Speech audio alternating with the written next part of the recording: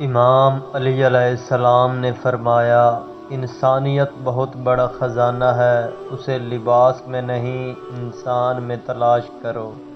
امام علی علیہ السلام نے فرمایا، خوش قسمت ہے وہ انسان جس کے لیے کوئی روئے گا، بد قسمت ہے وہ شخص جس کی وجہ سے کوئی روئے گا۔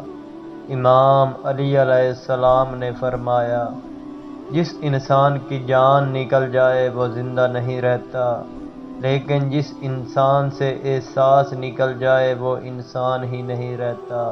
امام علی علیہ السلام نے فرمایا، اگر تمہیں یقین ہو جائے کہ تمہارا رزق اللہ کے پاس ہے تو پھر رزق کی نہیں اللہ کی تلاش کرو جس کے پاس تمہارا رزق ہے۔